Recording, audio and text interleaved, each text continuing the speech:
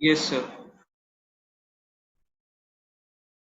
आप देखो boiling point का, what is boiling point. Boiling point क्या होता है? बॉइलिंग पॉइंट एक ऐसा टेम्परेचर होता है जिस टेम्परेचर पे जो सॉल्यूशन है या सॉल्वेंट है, इसके वेपर प्रेशर किसके इक्वल हो जाते हैं?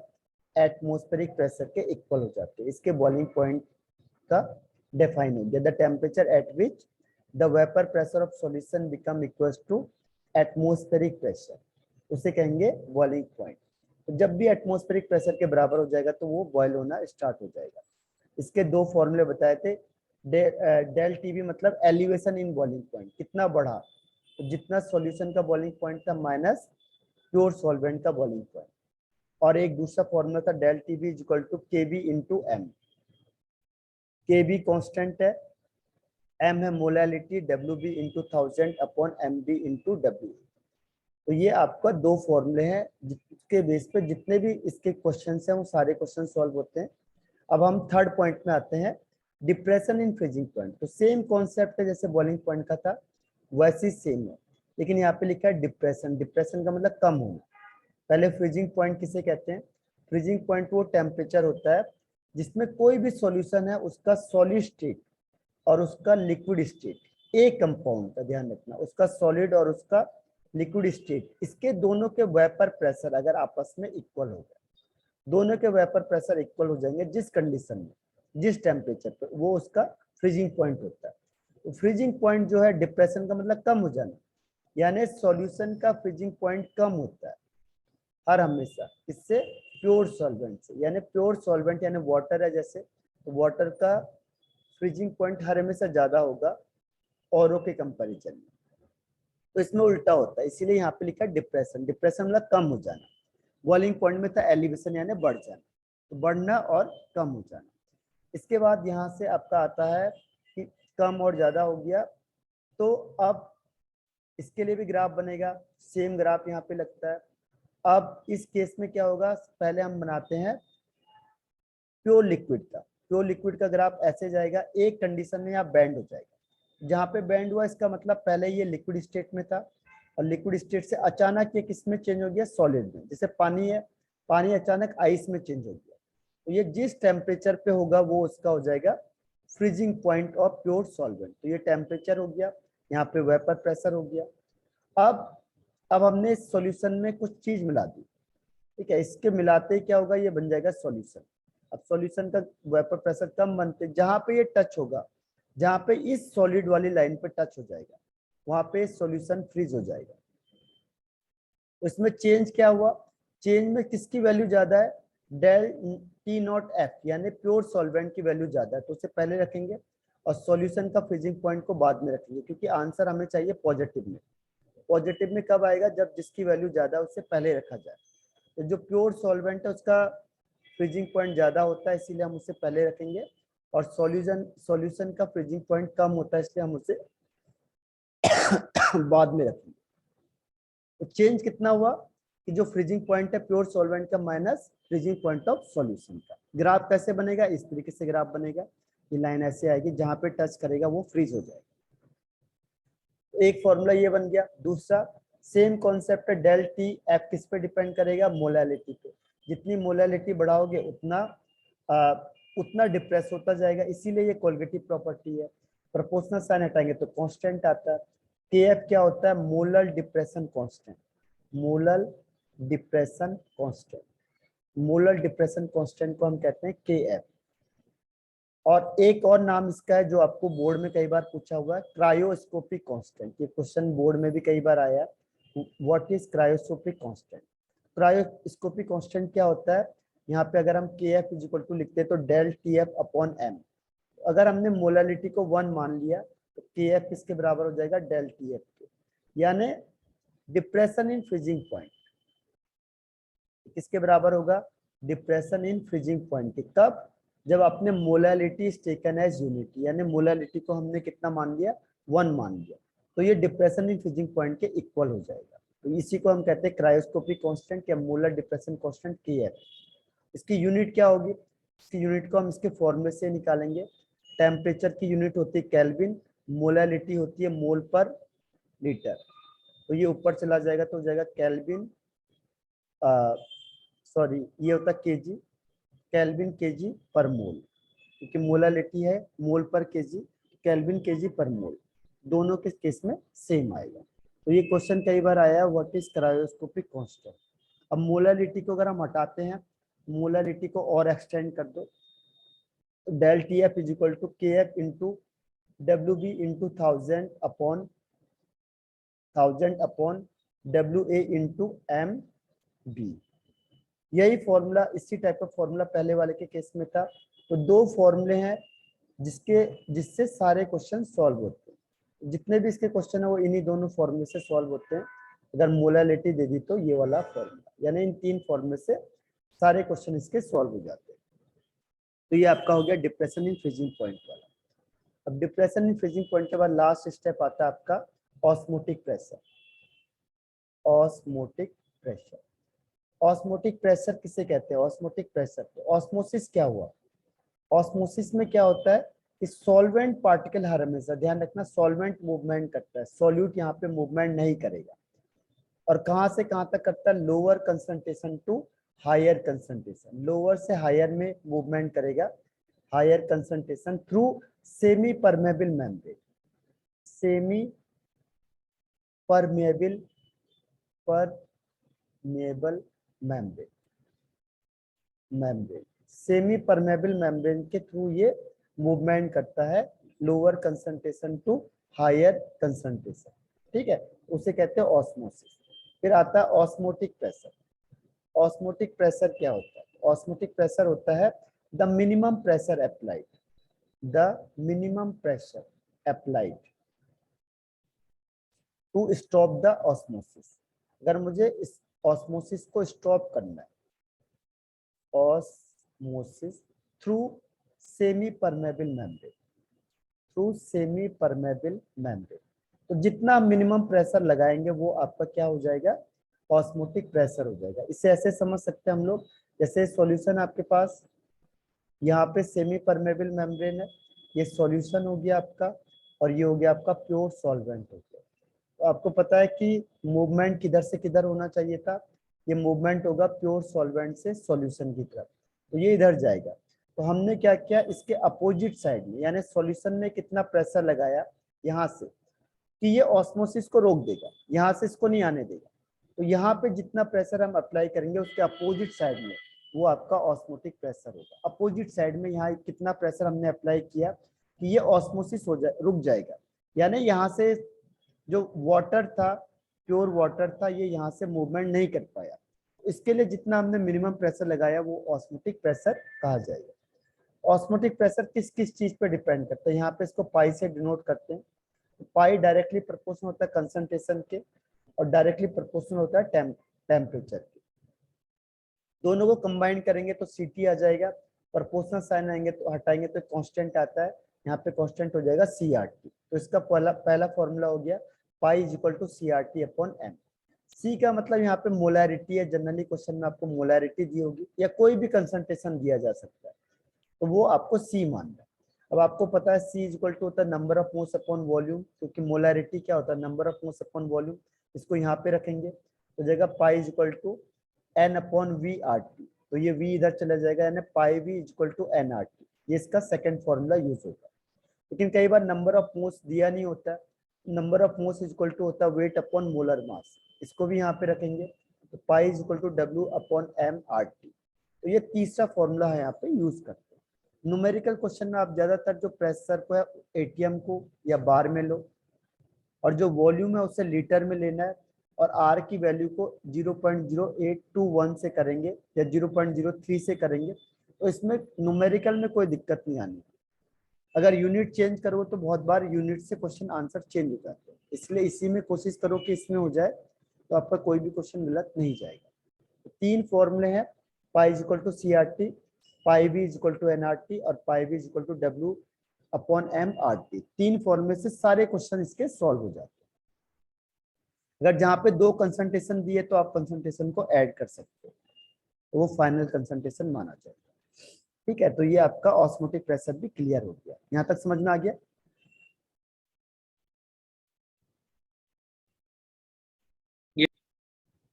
आप देखो इसमें टाइप ऑफ सॉल्यूशंस होता है आपके पास। सॉल्यूशन के 3 टाइप होते हैं, एक होता है आइसोटोनिक, एक होता है हाइपरटोनिक, और एक होता है हाइपोटोनिक। 3 तरीके के सॉल्यूशन होते हैं, हाइपर, हाइपो और आइसोटोनिक। आइसोटोनिक का मतलब ये होता है अगर आपने 2 सॉल्यूशन ले लिया और यहाँ पे सेमी परमेबल मेम्ब्रेन है, तो एक का प्रेशर है P1 पाई 1, एक का पाई 2। ऑस्मोटिक का मतलब दोनों का ऑस्मोटिक प्रेशर सेम हो जाता है, यानी C1RT is equal to C2RT। अगर ये दोनों सेम हो तो कट जाएंगे, तो C1 is equal to C2 आ जाएगा। इसमें भी बहुत सारे न्यूमेरिकल हैं जहाँ पे लिखा हुआ आइसोटोनिक सॉल्यूशन, यानी दोनों का प्रेशर सेम हो जाएगा। दूसरा आता है हाइपर और हाइपो। इसमें भी सेमी परमेबल मेम्ब्रेन होगा, एक पाई 1 और एक पाई 2। तो जिसका ऑस्मोटिक प्रेशर ज्यादा होगा उसको हम कहेंगे हाइपर, जिसका कम होगा उसे कहेंगे हम हाइपो। हाइपो मतलब ऑस्मोटिक प्रेशर कम होगा दूसरे के कंपैरिजन, हाइपर का मतलब ऑस्मोटिक प्रेशर ज्यादा होगा दूसरे के कंपैरिजन। तो जिसका ज्यादा होगा उसे कहेंगे हम हाइपर, और जिसका कम होगा उसे हम कहेंगे हाइपोटोनिक सॉल्यूशन। तो ये तीनों टाइप के सॉल्यूशन डिस्कस हो गए। यहाँ तक समझ में आ गया? Yes sir. अब आता है एबनॉर्मल और वेंट ऑफ फैक्टर। बस ये चैप्टर फिनिश है। देखो abnormal molar mass. Abnormal molar mass क्या होता है? एबनॉर्मल मोलर मास होता है जो molar mass actual molar mass से, एक्चुअल का मतलब थ्योरेटिकल, थ्योरेटिकल का मतलब जो कैलकुलेशन करके आएगा। तो जो कैलकुलेटेड मोलर मास होता है वो अलग होता है, और जब हम एक्सपेरिमेंट करके निकालते हैं तो अलग आता है। यानी जो कैलकुलेटेड मोलर मास होगा, कैलकुलेटेड मोलर मास वो डिफरेंट होता है किससे? थ्योरेटिकल से, यानी एक्सपेरिमेंटल बेस। एक्सपेरिमेंटल पे कुछ और आंसर आ रहा है और इस पे कुछ अलग आएगा, तो इन दोनों में डिफरेंस हो जाता है, तो उसे कहते हैं एबनॉर्मल मोलर मास। इसका रीजन क्या होता है? इसका रीजन होता है या तो कोई चीज डिसोसिएट हो गई, जैसे NaCl है, आपने 1 मोल लिया लेकिन इसको जैसे आपने पानी में डाला इसके 2 मोल में टूट गया, तो ये एबनॉर्मल शो करेगा। या फिर एसोसिएशन की वजह से कोई चीज जुड़ गई, इसमें एसिटिक एसिड जुड़ जाती है बेंजीन की प्रेजेंस में। जैसे आप इसे बेंजीन में मिलाओगे, इसके 2 मॉलिक्यूल आपस में कंबाइंड हो जाते हैं, यानी डाइमर बना देता है। डाइमर, ये क्वेश्चन आपको कई बार पूछता है, तो ये बेंजीन में होता है केवल। तो या तो एसोसिएशन हो गया या डिसोसिएशन होता है। और डिसोसिएशन या एसोसिएशन जनरली कौन से होते हैं? आयनिक कंपाउंड या इलेक्ट्रोलाइटिक कंपाउंड। जहाँ पे आयनिक कंपाउंड होंगे या जहाँ पे इलेक्ट्रोलाइट यूज करेंगे वो एबनॉर्मल मोलर मास को शो करते हैं। तो इसकी वजह से जो भी कोलिगेटिव प्रॉपर्टी हो बिल्कुल चेंज हो जाती है।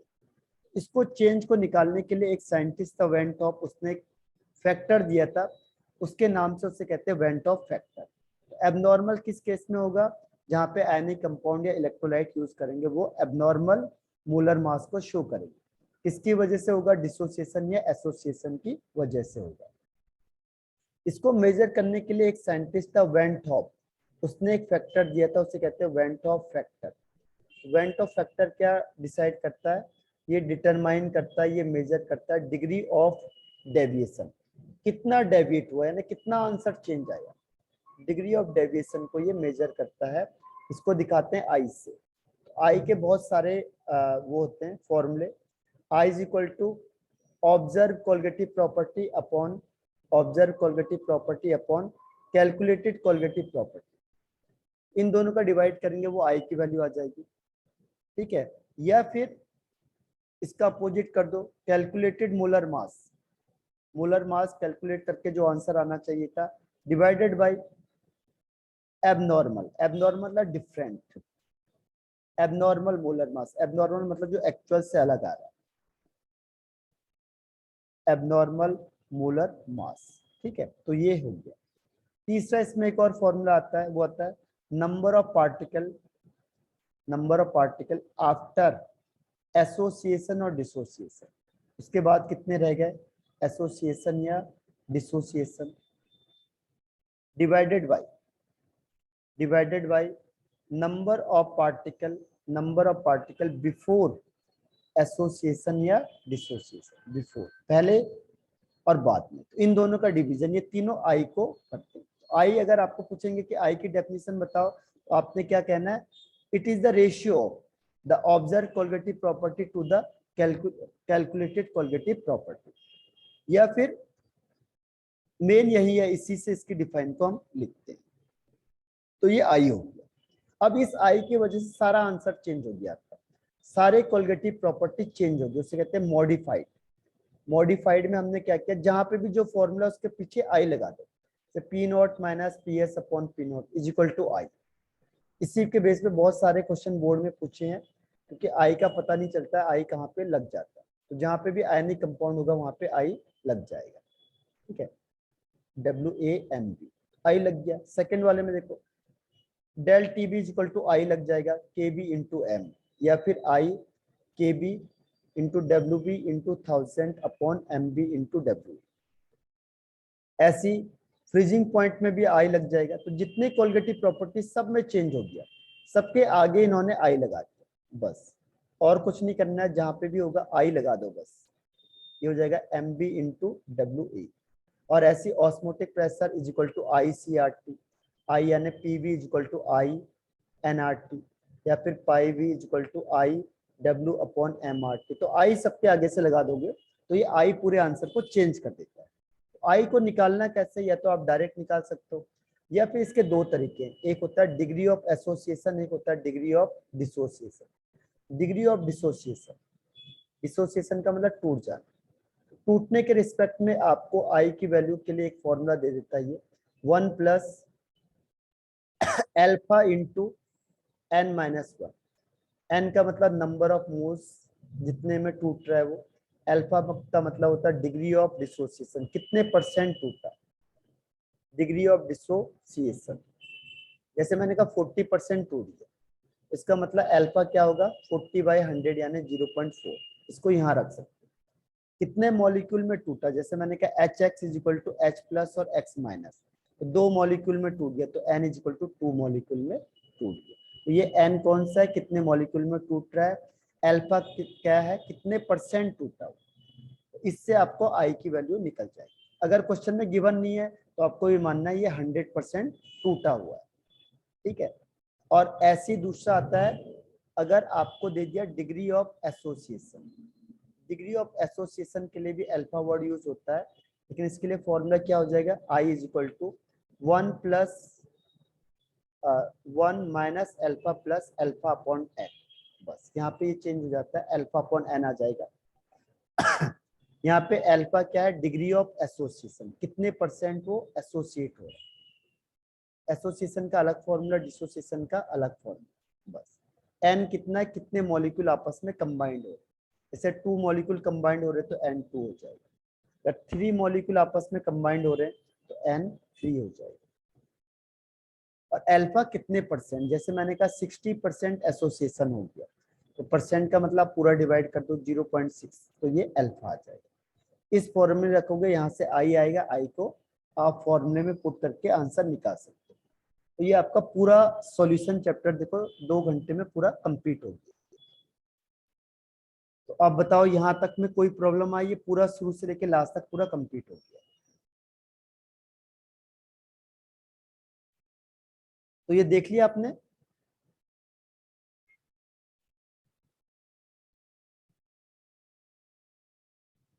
कोई ऐसा पॉइंट जो आपको नहीं आया समझ में?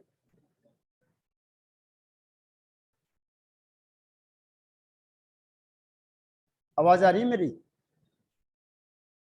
Yes sir. हाँ, कोई डाउट बताओ, कोई ऐसा टॉपिक आप देखो जरा, कौन सा ऐसा जो नहीं आया आपको समझ में, सर 1 मिनट। चेक करो।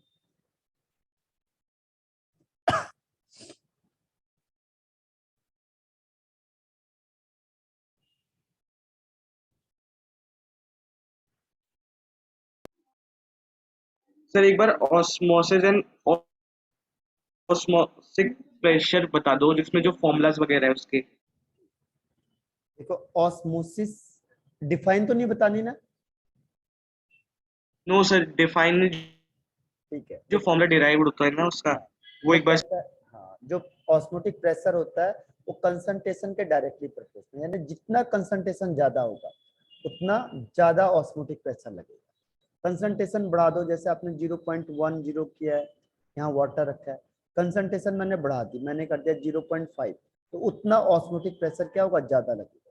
तो जितना कंसंट्रेशन हम बढ़ाएंगे उतना ऑस्मोटिक प्रेशर बढ़ता चला जाएगा। दूसरा उसने कहा कि जो ऑस्मोटिक प्रेशर होगा वो टेम्परेचर के डायरेक्टली प्रोपोर्शनल होता है, यानी टेम्परेचर बढ़ाएंगे उतना ऑस्मोटिक प्रेशर ज्यादा लगेगा। अब इन दोनों को कंबाइन कर दिया, कंबाइन करेंगे तो Ct हो जाएगा। अब जब भी हम प्रोपोर्शनल साइन हटाते हैं तो कांस्टेंट आएगा, यहाँ पे R आता है जो सॉल्यूशन कांस्टेंट होता है, ये पहला फॉर्मूला आता है। अब यहाँ पे कंसंट्रेशन जनरली आपको मोलैरिटी दी होगी या मोलैरिटी कुछ भी दे दिया, इसका मतलब होता है number of moles upon volume, इसको यहाँ रख देंगे हम लोग। इसमें क्या हो जाएगा, pi is equal to N upon V R T, ये V यहाँ से यहाँ मल्टीप्लाई हो जाएगा, pi V is equal to N R T, ये दूसरा फॉर्मूला बन गया अगर नंबर ऑफ मोल्स गिवन है।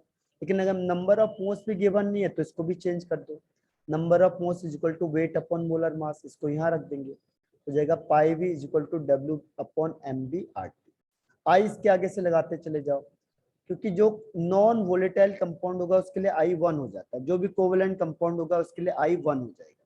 तो आई की हैबिट रहेगी हमें, तो आई का ध्यान रहेगा। तो आई नॉन वोलेटाइल जैसे ग्लूकोज, फ्रक्टोज, इसके लिए आई की वैल्यू 1 होगी। जितने भी नॉन वोलेटाइल होंगे जिसके आयंस नहीं टूटेंगे, तो ये तीन फॉर्मूले इसके डिराइव होते हैं। एक pi is equal to I C R T, दूसरा pi B is equal to I N R T, तीसरा pi B is equal to I W upon M R T. तो तीन फॉर्मूले हैं जिससे इसके क्वेश्चन आंसर बनते हैं। बस इसमें आपको ध्यान क्या रखना है, प्रेशर यहाँ पे लेना है एटीएम में या बार में, वॉल्यूम को हर हमेशा लीटर में लेना है, और आर की वैल्यू लेनी है 0.083। तो इसमें जितने भी न्यूमेरिकल क्वेश्चन है वो सारे सही जाएंगे। आया समझ में आपको? ये और देखो कोई डाउट yes. है ऐसा, कोई डाउट और हो, कोई टॉपिक ऐसा जो आपको नहीं आया समझ में ढंग से?